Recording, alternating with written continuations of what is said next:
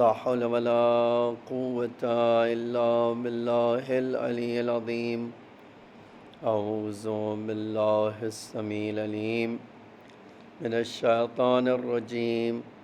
بسم الله الرحمن الرحيم. الحمد لله الذي لا يبلغ مدحته القائلون ولا يحصي نعماءه العادون ولا يودي حقه المجتهدون الذي ليس لصفته حد محدود ولا نعت موجود ولا أجل ممدود فطر الخلائق بقدرته ونشر الرياح برحمته ووتدى بالصخور ميدان أرضه ثم الصلاة والسلام والتحية والإكرام على بشير النذير والسراج المنير حبيب إله العالمين أبي القاسم المصطفى محمد. اللهم صل على محمد وعلى آله الطيبين الطاهرين المعصومين المظلومين الغر الميامين، لا سيما الإمام المبين بقية الله في الأرضين الحجة الثاني عشر الإمام المهدي المنتظر صلوات الله وسلامه عليه. أما بعد، فقد قال رسول الله صلى الله عليه وآله وسلم: إن الحسين مصباح الهدى وسفینۃ النجات. ایک صلوات پڑھیے محمد والے. اللہم صلی اللہ. عزیزان گرامی، رسول اللہ صلی اللہ علیہ وآلہ وسلم کا ارشاد گرامی ہے کہ بے شک میرا حسین ہدایت کا چراغ اور نجات کی کشتی ہے. کہیں اللہ کے رسول نے یہ جملہ فرمایا: مثل اہل بیتی کمثل سفینۃ نوح من دخلها نجا ومن ترکها غرق وحوا. میرے اہل بیت کی مثال نوح کی کشتی کی طرح ہے کہ جو اس میں سوار ہوگا وہ نجات پائے گا، اور جو اس سے منہ موڑے گا وہ ڈوب جائے گا، ہلاک ہو جائے گا. عزیزان محترم، عزاداران امام حسین علیہ السلام، ہمارا جو موضوع تھا کہ امام حسین علیہ السلام سفینۃ النجات، امام نجات کی کشتی ہے. اور ہم نے اب تک آپ کی خدمت عالی میں مختلف پہلو سے اس حدیث کے بارے میں بات کی. آج جو شب ہے اس شب میں ایک خاص فضائل اور مصائب ہمارے وہاں پڑھا جاتا ہے. اسی لیے ہم اسی کشتی نجات کو لے کر اسی موضوع پر آقا ابوالفضل العباس علیہ السلام کے بارے میں چند بات آپ کے سلسلے میں. ہمارے اماموں نے آقا باب الحوائج باب المراد کی مثال جو ہے فرمایا کہ ہمارے چچا عباس کی مثال، ان کے ایمان کی مثال پہاڑ کی طرح ہے. تو ابھی تک میں کہہ رہا تھا کہ دیکھیے، جب اللہ کا رسول سفینے کی مثال دیتا ہے، کشتی کی مثال دیتا ہے، تو اس کے پیچھے ایک راز ہوتا ہے. آج جب ہم یہی بات مولا امام صادق علیہ السلام سے، اللہم صلی علی محمد وآل محمد، سے یہ حدیث نقل ہوئی ہے کہ ہمارے چچا پہاڑ کی طرح، ان کا ایمان پہاڑ کی طرح. تو دو باتیں جو آپ اس مثال سے سمجھ سکتے ہیں، وہ ایک یہ ہے کہ پہاڑ قرآن میں آیا ہے، حدیثوں میں آیا ہے کہ پہاڑ کیا ہے؟ امن کا سبب ہے زمین کے لیے. یعنی کیا امن کا سبب ہے؟ دیکھیے یہ اوپر سے جو ہے چاند اور سورج میں کشش پائی جاتی اور زمین کو اپنی طرف کھینچتے ہیں. پہاڑ جتنا اندر ہوتا ہے اتنا ہی زمین کے اندر ہوتا ہے. جتنا زمین کے اندر ہوتا ہے اتنا ہی باہر. آپ کبھی پہاڑ کی کھدائی ہو تو آپ دیکھیے کہ زمین کی کس تہہ کے نیچے تک. تو یہ پہاڑ جو ہے خداوند عالم نے بہت سارے مقصد کے لیے پیدا کیا. آج قرآن میں اس میں کہا, قرآن میں یہ بار بار آیا, والجبال ارساہا, ہم نے ان پہاڑوں کو زمین کے سکون کے سبب قرار دیا. آج آپ اور میں بڑی آسانی سے یہ جو ہے روئے زمین پر آرام سے چل رہے ہیں اور زمین ہلتی نہیں ہے, یا زمین کو زلزلہ نہیں آتا ہے, اور زلزلہ آ جائے تو کیا ہوگا. تو پہاڑ زلزلہ سے, آفتوں سے, دوسری چیزوں سے زمین کی حفاظت کرتا ہے.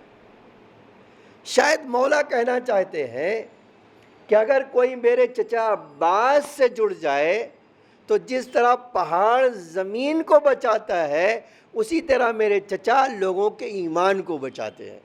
ایک صلوات پڑھیے محمد و آل محمد. اور یہیں سے ایک بات اور آپ کی خدمت میں عرض کرنا چاہتا ہوں. ایک دوسری وجہ جو ہے, آپ کبھی ملاحظہ کیجئے, یہ پہاڑ بہت سارے خیر و برکت کا سبب ہے. آپ کہیں گے سوال کیسے؟ اگر پوچھے آپ سے کہ ندی آپ کی گنگا ہے, جمنا ہے, جتنی بھی ندیاں ہیں وہ نکلتی کہاں سے ہیں؟ ہے نا ایک سوال کہ بھئی جو آپ کے پاس ندیوں میں پانی ہے, شادابی ہے, اور جس کے پانی سے یہ ندی کا پانی نہروں میں, نہروں سے پھر کھیتوں میں, اور کھیتوں میں ہریالی کا سبب ہے, باغ بوستان, گھاس پھوس, یہ جو ہے وہ سب کہاں سے ہے؟ تو آپ کو کہنا پڑے گا یہ پہاڑ اپنے دامن میں ان بارش کے قطرات کو اوپر چونکہ ہے اس لیے ٹمپریچر کم رہتا ہے تو برف کی شکل میں محفوظ کر لیتا ہے. آپ کہیں بھی دنیا کے کسی ندی کے بارے میں آپ جائیے معلومات حاصل کیجیے تو آپ کو پتہ چلے گا کہ مختلف پہاڑ اپنے دامن میں ان بارش کے قطرات کو برف کی شکل میں محفوظ کر لیتے. اور جب اس کے بعد جب گرمی آتی ہے تو یہی برف پگھل کر ندیوں میں جاتے ہیں, اور ندیوں سے میں نے کہا کہ نہروں میں, نہروں سے کانال میں, اور کانال سے کھیتوں میں پہنچتے ہیں, اور کھیت کیا ہے ہرے بھرے ہو جاتے. تو پہاڑ سبب بنتا ہے کہ سینکڑوں ہیکٹر زمین پہ زراعت ہو سکے, اناج مل سکے, پھل فروٹ مل سکے, کھیتیوں میں آسانی پیدا ہو سکے, جانوروں کا سبب بن سکے, ہزاروں جانوروں کے خوراک بن سکے, ہے نا یہ. تو آپ الفاظ بدل کے کہنا چاہیں تو یہ کہہ سکتے ہیں کہ اب پہاڑ سبب ہے روئے زمین پر ہریالی کا, ہے نا. ایک جملہ شاید مولا صادق کہنا چاہتے ہوں, ہمارے آقا کہنا چاہتے ہوں, میرے چچا عباس سے جو جڑے رہے گا جس طرح پہاڑ کھیتوں کے آباد ہونے کا سبب ہے ویسے ہی لوگوں کے ایمان آباد ہونے کا سبب ہے. ایک صلوات پڑھیے محمد و آل محمد پر. یہ بات عزیزان گرامی میں نے ایک جملے کے بارے میں کہی کہ بعض حدیثوں میں ہمارے پاس امام نے اپنے چچا کے ایمان کی مثال دی ہے. مثال میں نے کہا اسی لیے دی جاتی ہے تاکہ بات کو سمجھایا جا سکے. اسی طرح چوتھے امام نے ایک حدیث ارشاد فرمائی کس کے بارے میں؟ باب الحوائج کے بارے میں. آج جو تاریخ منسوب ہے ان کے بارے میں فرمایا کان امی العباس, میرے چچا عباس کا کیا ہے؟ کہتے منزلتاً عند اللہ یا یوم القیامہ، میرے چچا عباس کا قیامت میں ایک رتبہ ہے، منزلت ہے. اور کیسا مرتبہ اور رتبہ ہے؟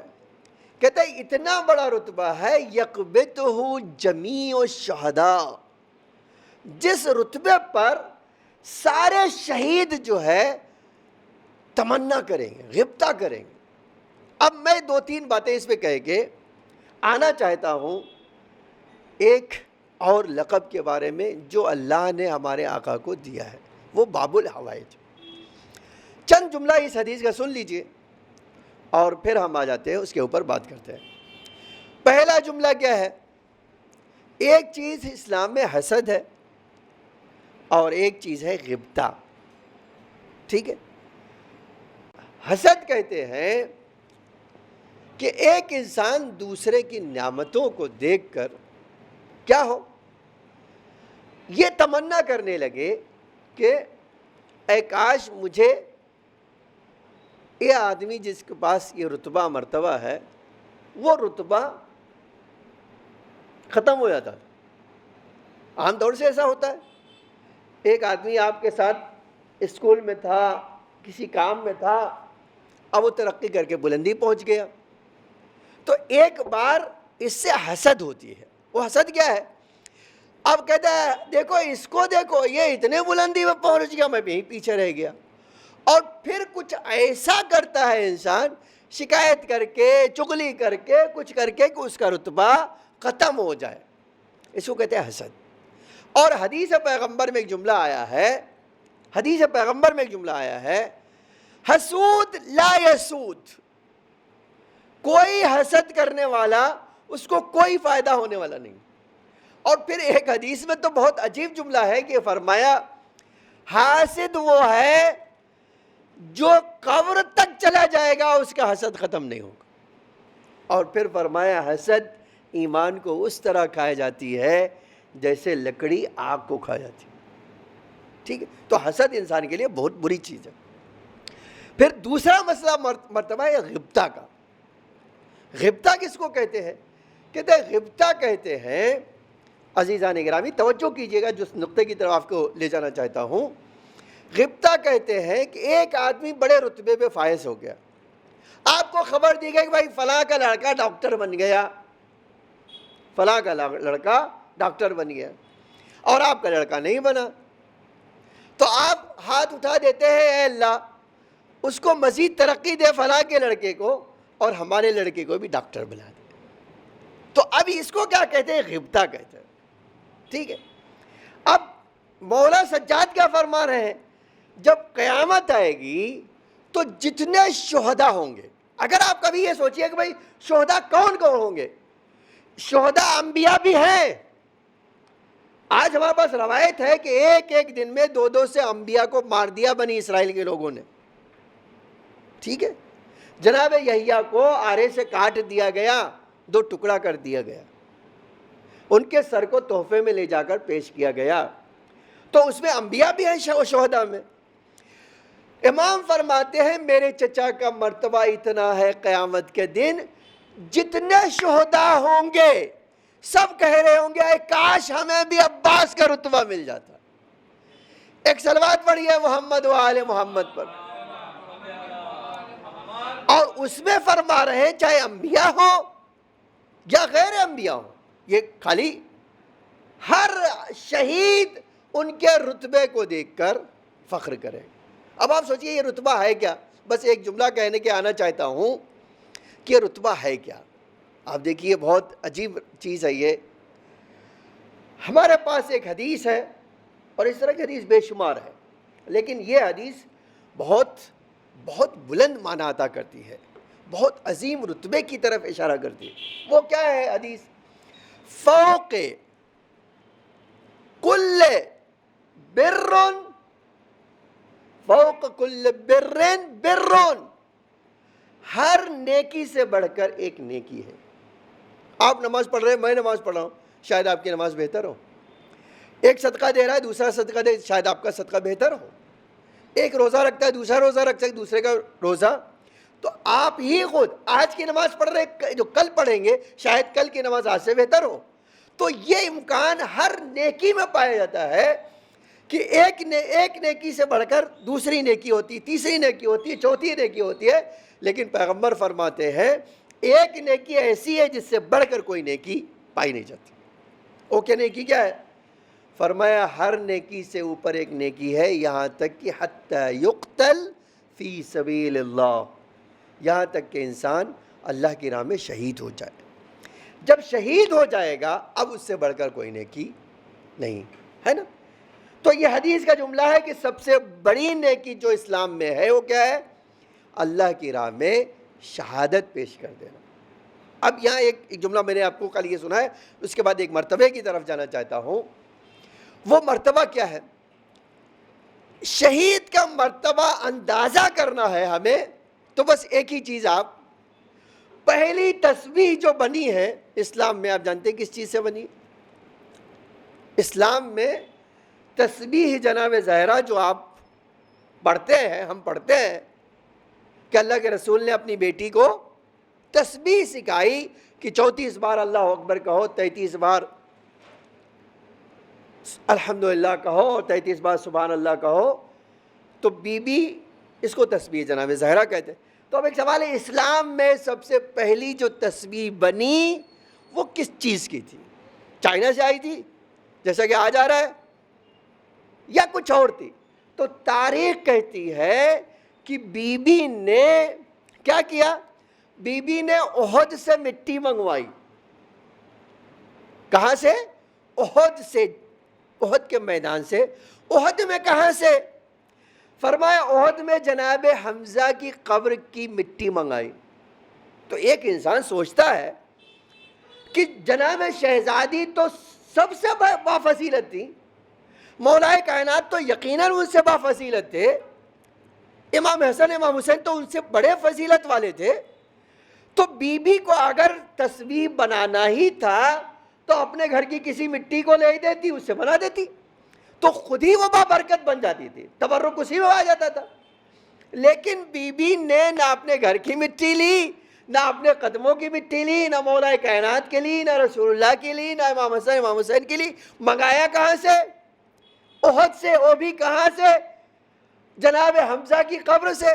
آپ پوچھیں گے ایسا کیوں ہوا؟ کہ اس لیے کہ کربلا سے پہلے سید الشہداء جناب حمزہ کہلاتے تھے.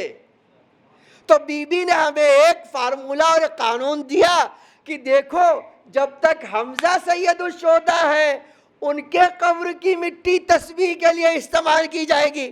کربلا کے بعد حسین ہوں گے تو ان کی قبر سے مٹی بنائی جائے گی. اس سے ایک پتہ چلتا ہے کہ شہید کا اتنا بڑا رتبہ ہے کہ ہماری شہزادی تسبیح بنا رہی ہے تو اس کے قبر کی مٹی استعمال کر رہی ہے. ایک صلوات پڑھیے محمد و آل محمد پر.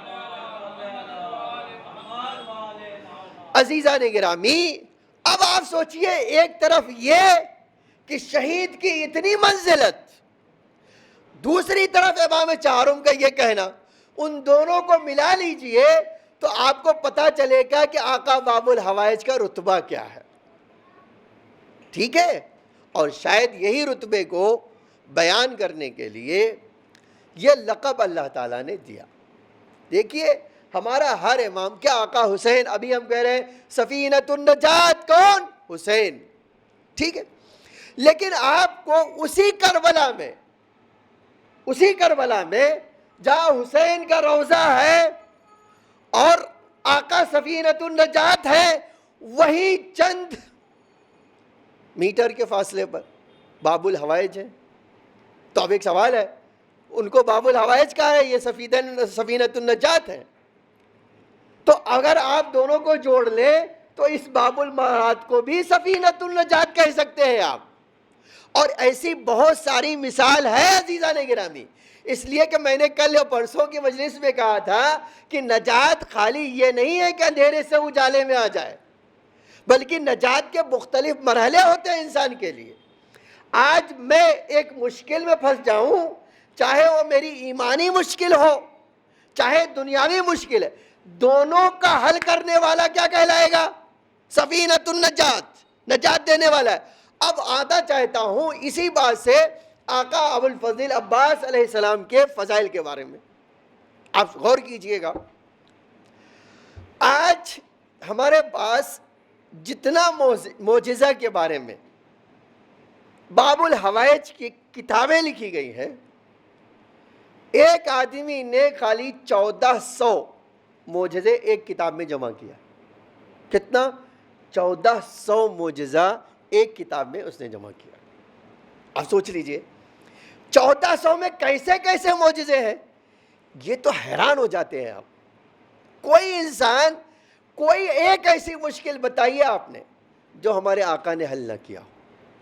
بس ایک واقعہ سناتا ہوں اور آ جاتا ہوں، آج تھوڑا اور مصائب پڑھوں گا۔ لکھنے والے ہیں ہمارے ایک مرجع، ایک کتاب لکھی ہے انہوں نے۔ میں نے کہا کہ جناب عباس کے بارے میں اتنی کتابیں آج موجود ہیں کہ آپ شاید گن بھی نہ پائیں، اتنی کتابیں لکھی گئی۔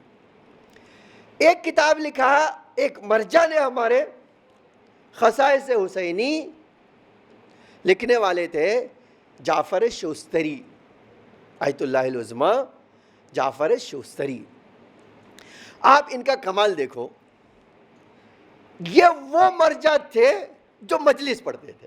ہمارا مراجع آپ کو بہت شاید ڈھونڈیں گے تو کسی کوئی مل جائے جیسے آغا وحید، ورنہ جنرلی جو ہے مجلس نہیں پڑھتے، ان کا کام علمی اور شاید ان کو ٹائم نہ ہو، لیکن کچھ ہوتے ہیں بہت پاورفل۔ اب ان میں سے یہ کون تھے؟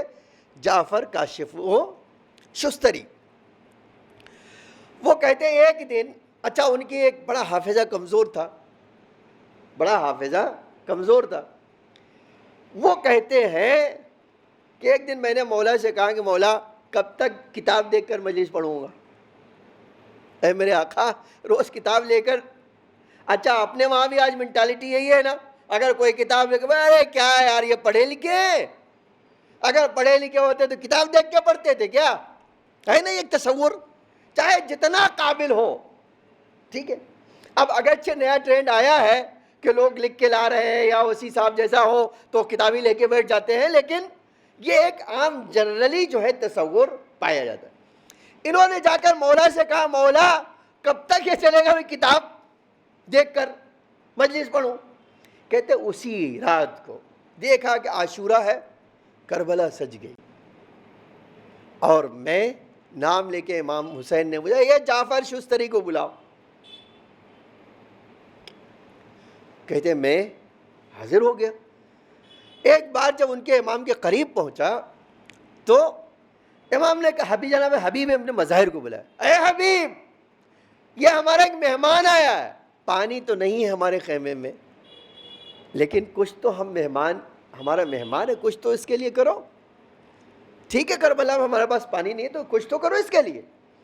کہتے ہیں جناب حبیب نے یہ جملہ سنا تو بلائے، اچھا ادھر آؤ جعفر ادھر آؤ، آ گئے۔ کہتے ستو آپ اور میں بڑی اچھی طرح سے جان سکتے، چاہے بمبئی والے جانیں یا نہ جائیں، لیکن میں اور آپ ستو کہتے ہیں آج جو ہے ملٹی گرین آٹے کو، ٹھیک ہے، ملٹی گرین آٹے کو ہی ستو کہا جاتا، چنا اور دوسری چیز ملا کے بنائی جاتی۔ کہتے بس انہوں نے نام لیا، جناب ہم نے لو سویق کا ایک گھٹ پی لو، پانی تو نہیں ہمارے پاس۔ کہتے سوکھا ہی اٹھا کر انہوں نے وہ ستو، کہتے خدا کی قسم ادھر پینا تھا، اب جو اٹھا نا تو ایسا حافظہ ہے کہ کوئی چیز بھولتا ہی نہیں ہو۔ یہ کس کی عطا ہے؟ یہ کربلا میں حسین کی عطا ہے۔ اب جو کتاب لکھا ہے نا وہ غضب کی کتاب ہے، اس کتاب میں یہ چیز دیکھیے جو مجھے عرض کرنا تھا وہ یہ۔ کہتے ہیں ایک دن باب الحوائج کے روضے میں جا کر زیارت کر رہا تھا، بیٹھا دعا نماز پڑھ رہا تھا کہ اتنے میں ایک تابوت لایا گیا۔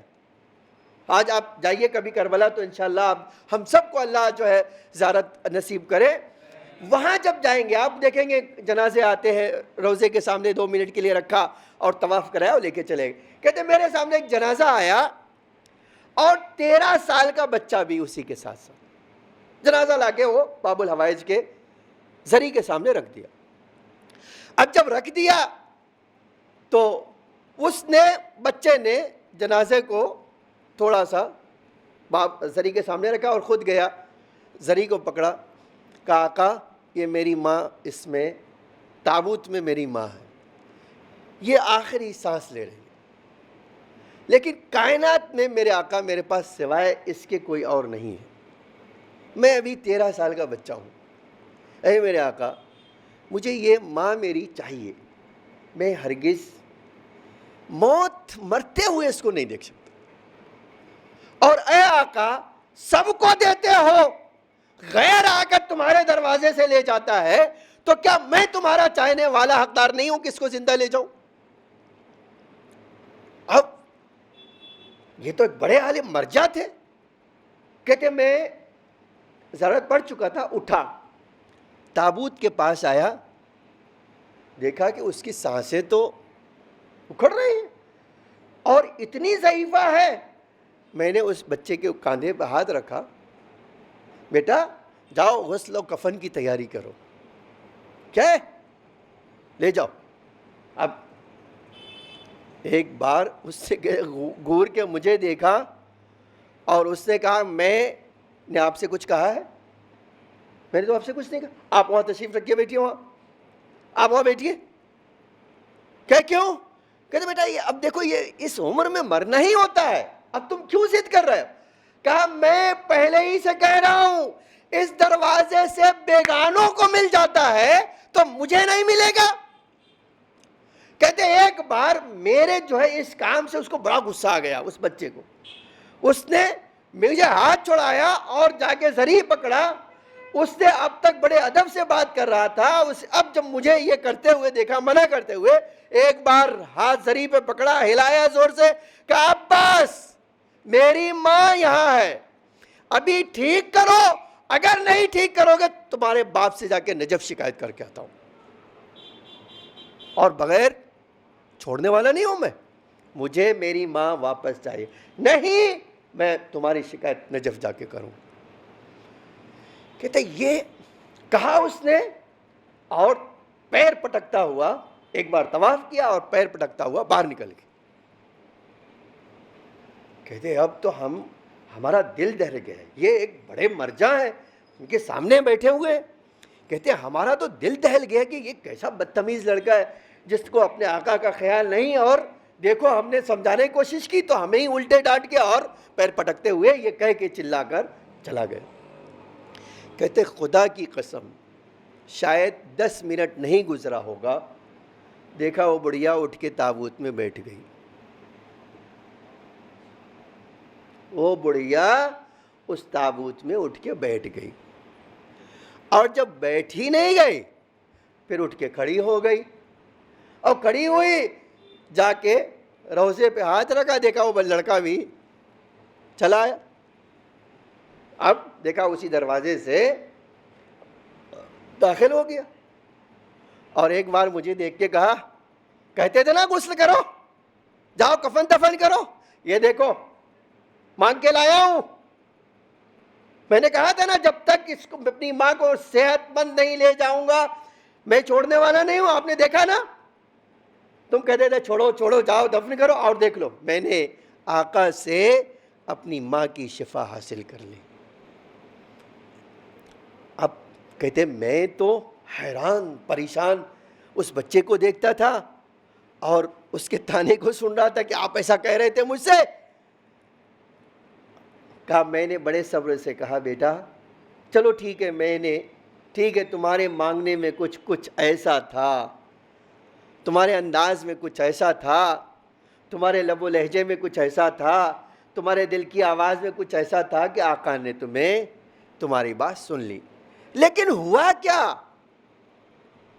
یہاں سے تو گئے تھے نجف کی طرف, کہ خدا کی قسم میں تو یہ جو ہے کربلا کا بارڈر پار کر لیا تھا, میں نے کربلا سے باہر نکل گیا تھا. جیسے ہی کربلا کے باہر نکلا میں نے گھڑ سوار کو اپنی طرف آتے دیکھا. وہ گھڑ سوار میرے پاس آ گئے, اور جب میرے پاس آ گئے تو پوچھا کہاں جا رہے ہو؟ کہا میں نے کہا کہ میں جا رہا ہوں شکایت کرنے. کہاں؟ نجف. کس کی شکایت؟ کہا مولا عباس کی شکایت کرنا چاہ رہا ہوں، میری ماں بیمار ہے، شفا نہیں دے رہے۔ کہا بیٹا پلٹ چلو، تمہاری ماں کو شفا مل گئی، چلو پلٹ جاؤ، تمہاری ماں کو شفا مل گئی۔ تو کہا ایک بار اتنے دور تک آ چکا ہوں، اگر نہیں ملی تو پھر سے میں۔ تو کہا ایک بار آنے والے نے کہا بیٹا اپنے مولا کی شکایت کرو گے، اپنے آقا کی شکایت کرو گے؟ کہا ہاں میں اپنے آقا کی شکایت کروں گا، ان کے بابا سے کروں گا جا کے۔ کہا بیٹا کہہ رہا ہوں چلو۔ کہتے وہ بچہ؟ کہا میں نے کہا نہیں، جب تک مجھے ضمانت نہیں مل جائے گی میں نہیں واپس نہیں جاؤں۔ کہا میری ضمانت ہے، آؤ، اگر تمہاری ماں ٹھیک نہیں ہوگی تو میں تمہیں خود گھوڑے میں بٹھا کر نجف پہنچا دوں گا، جا کے شکایت کر لیں، آؤ اب تو تمہیں ہے۔ کہا ٹھیک ہے، کہا میرے پیچھے گھوڑے پہ بیٹھو۔ کہتے ہیں میں تو 13 برس کا ہوں اور گھوڑا بلند ہے، میں نے ایک بار بیٹھنے کی کوشش کی لیکن میں نہیں بیٹھ سکا، تو میں نے کہا کہ آقا اپنا ہاتھ دے دیجئے تو میں آپ کے پیچھے بیٹھ جاؤں۔ کہا ایک بار بڑا عجب جملہ فرمایا، لو ارباب اعضاء، میں نے یہ بات سمیٹ لی۔ فرمایا جس باب الحوائج کو پکار رہے ہو اس کا ہاتھ تو کربلا میں کٹ گیا۔ ارباب اعضاء کہتے یہ کہنے کے بعد انہوں نے اپنا گھوڑا بٹھا دیا، میں گھوڑے پہ بیٹھا، مجھے دروازے پہ چھوڑ کر گئے۔ کہا جاؤ ہم نے تمہاری ماں کو شفا دے دی۔ جس کی کوئی تمنا پوری نہ ہوئی ہو اسی کو عباس کہتے ہیں۔ عزیزان گرامی، اللہ نے ان کو باب الحوائج یوں ہی نہیں بنایا۔ آپ سوچیں، میں چند منٹ آج زیادہ مسائل پڑھنا چاہتا ہوں۔ آپ تصور کیجئے کہ آقا کی ذات امام حسین علیہ السلام اور سیدانیوں کے لیے کس قدر اہمیت کی حامل تھی کہ امام حسین علیہ السلام نے بار بار، کبھی آپ سوچئے واقعی آقا کا درد ہمارے کیا تھا، ہمارے آقا کا درد کیا تھا، ان کا قلق کیا تھا، آپ کبھی سوچئے اس بات پہ۔ آج مقتل یہ لکھتا ہے جب اعزہ کی باری آئی اور ایک اعزہ شہید ہونے لگے تو امام جناب عباس کے 3 بھائی اور تھے۔ روایت کا جملہ ہے، اپنے بھائیوں کو بلایا، فرمایا تم جوان ہو، کوئی 20 سال کا ہے، کوئی 19 سال کا ہے، کوئی 21 سال کا ہے، اتنی کم سن عمر تھی۔ اور ہمارے پاس روایتوں میں ان میں سے کسی کی شادی نہیں ہوئی تھی، صرف جناب عباس ایسے تھے جن کی شادی ہوئی تھی، باقی ان تینوں بھائیوں کی کسی کی شادی نہیں ہوئی تھی۔ تینوں کو بلایا، کہا بھیا جاؤ اپنے بھائی کا دفاع کرو۔ آپ سوچو، کڑیل جوان بھائی کی لاش اٹھانا آسان ہے؟ کربلا میں جناب عباس نے ایک کام یہ بھی کیا ہے کہ جب بھائی میدان جنگ میں گئے، رز پڑھا، جہاد کیا، گھوڑے سے گرے تو باب الحوائج گئے، آقا حسین کے ساتھ بھائی کا لاشا اٹھا کر خیمے میں لا کے رکھ دی۔ آپ کبھی سوچئے، جو عباس غیرت دار عباس ہے، ایک بھائی شہید ہو گیا، دوسرا بھائی شہید ہو گیا، تیسرا بھائی شہید ہو گیا، اس کے اوپر غم کا کتنا بڑا پہاڑ ہوگا۔ اسی لیے مقتل میں ایک جملہ جو ملتا ہے نا، مقتل میں جو جملہ ملتا ہے، بھائی کی شہادت کے بعد مولا کی خدمت میں آئے، بھیا مجھے بھی مرنے کی اجازت ہو۔ امام نے بڑا عجب جملہ فرمایا، اے بھائی تم ہمارے لشکر کے علمدار ہو۔ ارباب اعضاء، میں یہ جملہ کیسے کہوں کہ جب امام حسین نے یہ کہا بھیا تم تو ہمارے لشکر کے علمدار ہو، ایک بار داہنی طرف دیکھا، بائیں طرف دیکھا اور عجب جملہ فرمایا کہ بھیا وہ لشکر کہاں ہے جس کا میں علمدار ہوں؟ اب تو میرے اور آپ کے علی اکبر کے علاوہ کوئی باقی نہیں رہا۔ ارباب اعضاء، لیکن امام نے کہا بھیا نہیں، میں تمہیں مرنے کی اجازت نہیں دے سکتا، اور جب کوئی باقی نہ بچا ایک بار پھر سر کو جھکا کے کھڑے ہو گئے، بھیا اب تو مجھے اجازت دیجئے۔ اتنے میں بعض روایتیں کہتی ہیں خیمے سے التش کی آواز آئی، جیسے ہی یہ آواز آئی ایک مار امام نے کہا بھیا اگر جانا ہی چاہتے ہو تو ان بچوں کے لیے پانی کی سبیل کر دو۔ اور باب اعضا اب گئے خیمے میں گئے، کیا دیکھا آپ ذرا تصور کیجئے گا، یہ عباس جیسا غیرت دار بھائی یہ دیکھے منظر اور کیسے برداشت کرے میں نہیں جانتا ہوں۔ کہتے گئے اس خیمے میں جہاں مشکیزیں رکھے تھے، اب ایک منظر دیکھا تو بے ساختہ آقا کے زبان سے الفاظ نکلا، اے اللہ ارے حسین کے بچوں کو پانی پلانے کی توفیق دے دے۔ کیا دیکھا؟ ارے بچے کرتا اٹھائے، پیٹ کھولے، زمین پر لیٹے ہوئے ہیں تاکہ زمین کی نمی سے تھوڑی سی پیاس بجھ سکے اور باب وضع یا تھوڑا سا سکون مل سکے۔ یہ دیکھا تو ایک بار جناب سکینہ کو کہا بیٹا لاؤ مشکیزہ لا دو، میں تمہارے لیے پانی لا دوں۔ یہ سننا تھا۔ ارے بی بی اٹھی، مشکیزہ لیا اور چچا کے ہاتھ میں دیا اور چچا نے گودی میں لے کر پیار کیا اور پیار کرنے کے بعد کہا بیٹا اب مجھے جانے دو، میں تمہارے لیے پانی کا انتظام کر کے آؤں۔ اور باب اعضا مقتل ایک جملہ یہ بھی لکھتا ہے بی بی سکینہ نے اب سارے بچوں کو بٹھا لیا، اکٹھا کر لیا، بچوں گھبراؤ نہیں، دیکھو اب تک میرا چچا پانی لینے نہیں گیا تھا، اب جا رہا ہے، ابھی تھوڑی دیر میں تمہاری پیاس بجھ جائے گی۔ اب مشکیزہ جب لے کر باہر نکلے کہا بھائی میں مشکیزہ لے کر آیا ہوں۔ کہا بھیا اب مقتل میں جا ہی رہے ہو تو اپنی بہن سے خدا حافظ کر لو، جاؤ ایک بار ان سب کو خدا حافظ کر لو۔ مجھے نہیں پتا آقا کیا پیغام دینا چاہتے تھے۔ اب باب الحوائج خیمے میں دوبارہ آئے، شہزادی کے سامنے کھڑے ہو گئے۔ ہمیشہ مقتل کہتا ہے شہزادی کا اتنا احترام تھا کچھ کہتے نہیں تھے، سر جھکا کے کھڑے ہو جاتے تھے۔ اب جب سر جھکا کے کھڑے ہوئے بیوی نے پوچھ لیا بیٹا بھائی ارے آج کیا بات ہے، میرا شیر اس طرح سر جھکائے ہوئے کیوں کھڑا ہے؟ عجب جملہ کہا، اے بہن اے شہزادی ارے تمہارا غلام اجازت لینے آیا ہے، مقتل میں جا رہا ہوں، مجھے اجازت دیجئے۔ ارباب اعضا دو جملے سن لو، طاقت کہتی ہے ارباب اعضا مقتل کہتا ہے ایک بار شہزادی نے ساری سیدانیوں کو جمع کیا، جمع کرنے کے بعد ایک عجب جملہ کہا کہ اے سیدانیوں ارے مدینے سے میں چلی تھی نا، تم سب سے وعدہ کر کے آئی تھی میں تمہاری حفاظت کروں گی، میں تمہارے پردوں کا خیال رکھوں گی، لیکن میں یہ وعدہ ارے تم سے واپس لینا چاہتی ہوں۔ ارے میرا شیر میدان کو جا رہا ہے۔ لو ارباب اعضا بیویوں نے خدا حافظ کہا، آقا آئے باہر، بھیا میں نے اجازت لے لی، آقا میں نے اجازت لے لی۔ ارباب اعضا آپ ذرا تصور کیجئے چند منٹ جب میں مصائب پڑھتا ہوں تو طاقت جواب دیتی ہے، آقا کا ذرا تصور کیجئے صبح سے لاشیں پہ لاشیں اٹھا کر لائے ہیں۔ اب جب بھائی سے کہا خدا حافظ، ایک بار حسین نے روک لیا، کہا بھیا ذرا علم مجھے دے دو، بھائی کو علم دیا، حسین نے علم کا فرہیرا لیا، ہاتھوں سے لکھنا شروع کیا انا للہ و انا الیہ راجعون۔ ارے مجھے نہیں پتا آقا کیا کہنا چاہتے تھے۔ اب علم لے کر روانہ ہوئے۔ ارباب اعضا چند جملے اور میں نے اپنی مجلس مکمل کر لی، چند جملے۔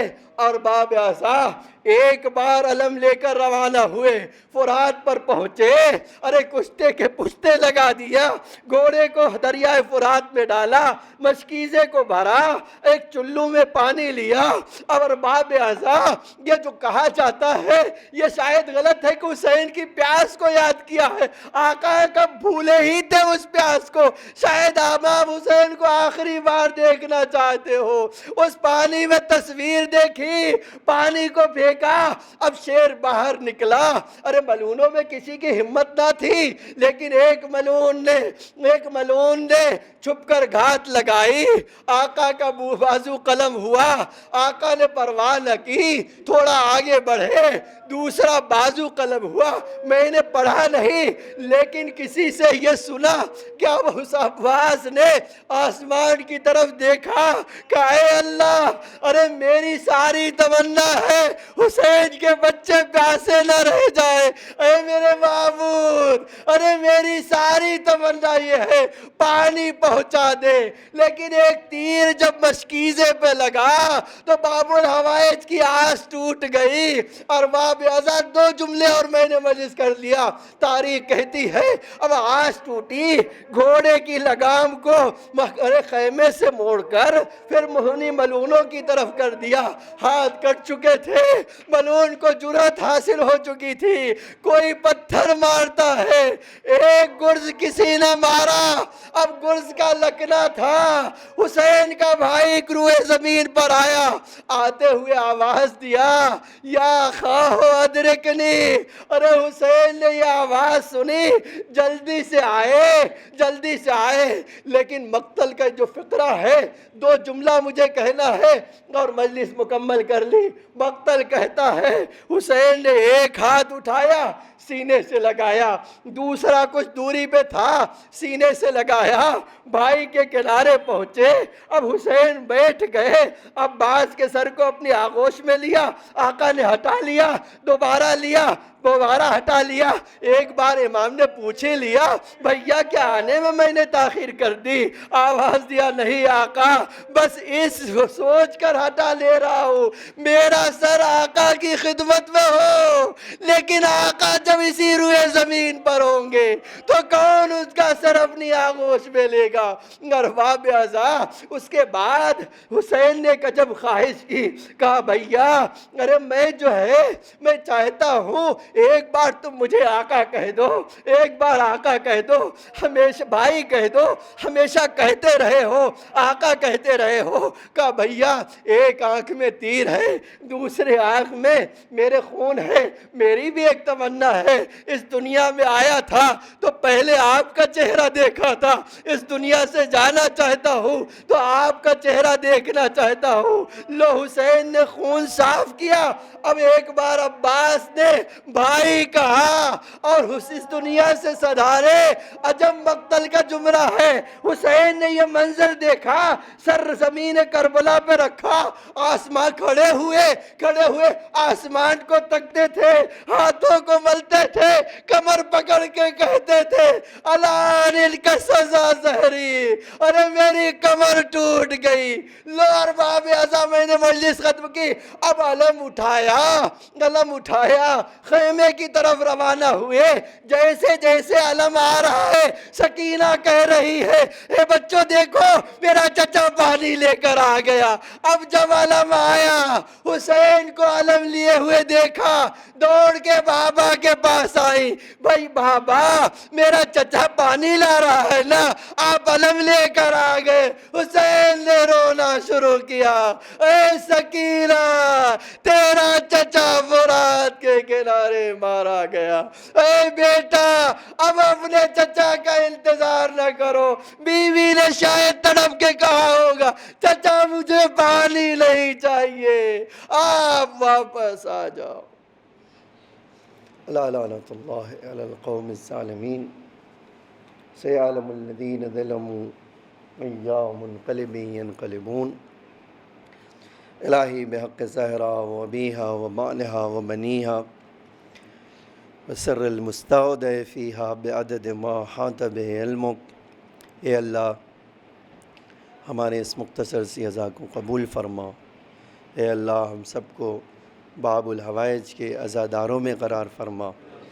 اے اللہ ہمارے آنسوؤں کو بیوی کے رومال میں جگہ عطا فرما.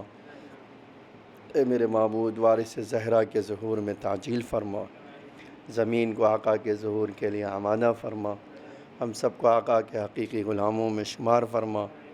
اے اللہ ہم حاجت مند ہیں، باب الحوائج کے صدقے میں اس بلا کو تمام مومنین و مومنات سے محفوظ فرما۔ اے اللہ جو مومنین بیمار ہیں انہیں شفائے عاجل و کامل عطا فرما۔ اے اللہ جو اس دنیا سے گزر چکے ہیں ان کی مغفرت فرما، انہیں جوار ائمہ میں جگہ عطا فرما، شیعان علی جہاں بھی ہوں۔ اے اللہ ان کی جان و مال عزت آبرو کی حفاظت فرما۔ اے میرے معبود ہمیں نور آل محمد سے مزین فرما، اس دنیا میں محبت اہل بیت اور آخرت میں شفاعت اہل بیت نصیب فرما۔ ربنا تقبل منا انک انت السمیع العلیم۔